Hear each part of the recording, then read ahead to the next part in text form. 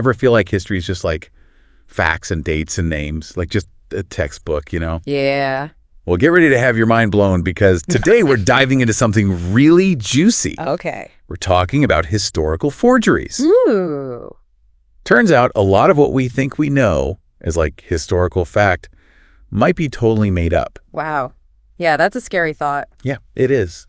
And, I was reading this book called History Hacking. Yeah. And the title itself is so intriguing because it makes you think, like, how much of history has been hacked? Exactly. How much of it is based on lies?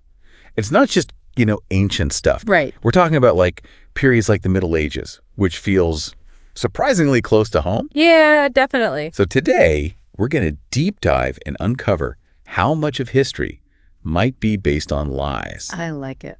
And what that means for how we understand the past. Yeah. So, what's fascinating here is the sheer scale of forgery that has happened throughout history. Imagine like 2/3 of royal charters from the Merovingian dynasty are just gone, considered fake. Wait, so are we saying that like kings and queens were just straight up lying? Like what was the motivation behind all this fakery? Well, power, right. To claim lands, to secure a throne, maybe to rewrite a battle that maybe didn't go so well for them.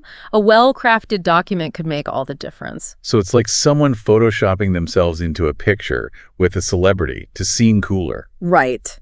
Except with huge historical implications. Yeah, exactly. And just like a photoshopped image that can spread online and everybody believes it. Right. These forged documents became the basis for other historical accounts and narratives. Wow. Which led to a cascade of misinformation. Okay, funny analogy, but you're saying there are real examples where this historical Photoshop had huge EE consequences. Oh, absolutely. Take the donation of Constantine. Okay. This document, supposedly from Emperor Constantine himself, granted vast power and lands to the church. And this was used for centuries to justify the church's political dominance. But wouldn't there have been some checks and balances back then? People couldn't just invent documents out of thin air, could they? You would think so. But verifying the authenticity was much harder back then. It wasn't until the 15th century that scholars like Lorenzo Valla finally exposed the donation of Constantine as a fake. Okay. And he did that using linguistic analysis and pointing out historical inconsistencies. Wow. So for centuries, people believed this lie. Yeah. What happened then? Did everything fall apart when they found out? Not exactly, but it definitely shook things up. Think about it. Laws were made based on that document. Wars were fought. People's entire lives were shaped by this one fabricated document. It's crazy. And this is just one example. Wow. This issue is so important that scholars created the MGH. What's that? The Monumenta Germania Historica. It's this massive collection of sources, and it's an attempt to try and separate real from fake. That's a big job. Yeah, they even held an entire Congress dedicated to medieval forgeries back in 1986. Wow. To discuss this. This is a lot to process. It's like finding out your favorite childhood story was a complete fabrication. So how do we know what to believe anymore? This is making me question everything I thought I knew about history. Well, that's healthy skepticism. It's about being a critical reader, looking for evidence, cross-referencing sources. Don't just accept something as truth because it's in a history book.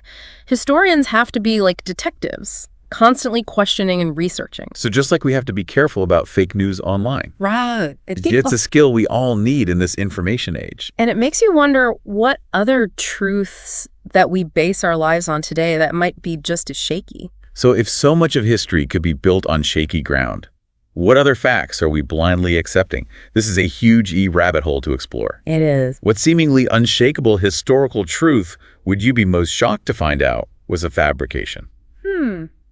That's a good question. Let me think about that. I'll let you ponder on that.